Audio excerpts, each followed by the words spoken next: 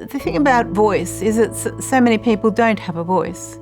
And I think if you're in a position where you can be their voice, that's something you should try and do. I think you are here to give back. I don't think you're here just to take. Women need a voice.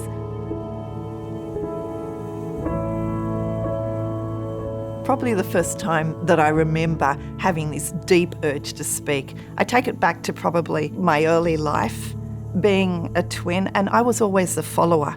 My twin sister, she was the voice, she was out in front, and I remember a man saying something like, oh, well, she's only a little girl, to my twin sister. Well, I had this overwhelming urge just to say something. I would have been 5 years old, and I remember saying, don't speak to my sister like that. And I grabbed her and we walked out. In a sense, I think it was a revelation for me where I found my voice, and it was very much associated with injustice. The very first time I spoke up, I think I had really an abiding sense of failure because I didn't get the outcome I was expecting. I was at high school and I felt that the girls were being discriminated against because we had to wear an awful school uniform. It was hot in the summer and cold in the winter. So in my final year, I stood on the podium that the principal normally stood on to address school assembly, and over the school's PA system, I called the girls to a protest meeting. I was then suspended. I think I deserved to be suspended, but I had a go. I think everybody at one time or another experiences a failure or has a fear of failure. Yes, of course, everybody does. So you just tell yourself, brace yourself and keep going. So you keep going.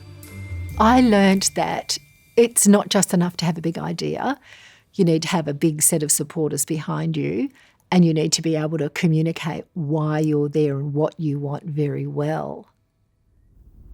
I had no idea what I wanted to say, let alone had the capacity to think about finding a voice. But I learnt a lot of things that enabled the voice, and I do think courage sits at the core of that.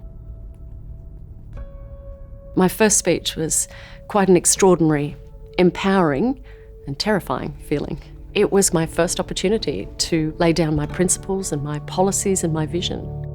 So many people, including members of that chamber, questioned my qualifications and my right to be there, as if my life experience at 26 was somehow less relevant. It was a really important line in the sand, as well as a message to send, particularly to young people generally, that we had a right to be there. We had a right to have our voices heard.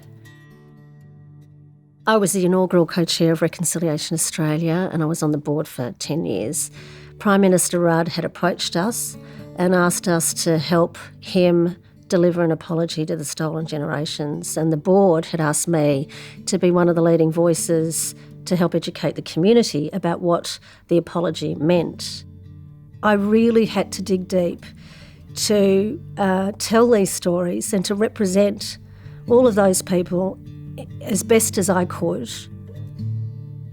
I had to speak with a voice of compassion, of strength. It needed to be grounded in truth, and it needed to be encouraging. The voice doesn't always have to be loud. The voice just has to be there. Within the Eastern culture, you're really not encouraged to speak up. But you never really stop speaking up in your head, right? So in my head, I would still say there are a lot of things that I thought were wrong that I deeply wanted to speak out about.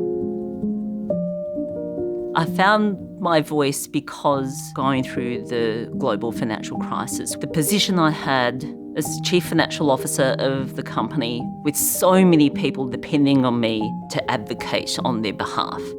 You know, I knew all these people, I worked with them for so long, and really, these are people with mortgages and kids that they were trying to raise. And really, if I didn't fight for them, they'd lose their job. And I wasn't going to let that happen to them. So you find your voice when you have to. I know speaking out is a frightening, fear-laden, risky proposition, because at core it actually is. But I'm also a banker, so I know that with risk comes reward. A number of years ago, when Q&A had been on only for a couple of years, I was asked to go on the show. And of course I said, absolutely not. There's no way I'm going on that show. It's as scary as anything. And my son Oscar looked at me and he said, you know what? You ask women to put themselves out of their comfort zone all the time, and here you are, not prepared to put yourself out of your comfort zone. And I thought, you know what? I'm going to go on Q&A. I wouldn't do it again, mind you, but I took the risk. The advice I would give for people on their journey to find their voice is it's really up to you what you do with your life and how you use your voice. I was terribly bullied at school, terribly bullied. Look, I was a different sort of kid. I was very shy. I know that's hard to believe. I was a kid who had nobody in their family ever go to a university. And I think being gay has been, really difficult. For years, you couldn't talk about what you did on the weekend because people either knew and they thought, I don't want to know, or they didn't know and they think, I don't want to ask. And it was weird that nobody ever asked you what you did on a weekend. What prompted me to find my voice in the marriage equality debate was listening to people talking. When people said, look, this is really all about the children and are children safe, I thought, hang on, I've run the Department of Community Services, the Department of Housing, the Department of Education. I think I know something about child protection. I just thought, I can't be silent. And I had a very supportive board. And I did take a big, deep breath and think, well, it's kind of now or never. I did, an interview on Fran Kelly, and when it finished, the phone started buzzing and I was thinking, see what the reaction to this is. So many people, including people I was quite surprised by actually, fantastic, good on you, we're so proud of you. You just sort of get your confidence, you get your self-esteem, you get the energy to keep going. The only thing that changes the world for better is if people get the confidence to say something. The power that we have when we speak, it's transformative, and sometimes we're fearful about that power. But I'm stepping into it, and today I'm using it. Use your voice for your own benefit and for the benefit of others. But don't be afraid to use it. Use it. Let it be heard.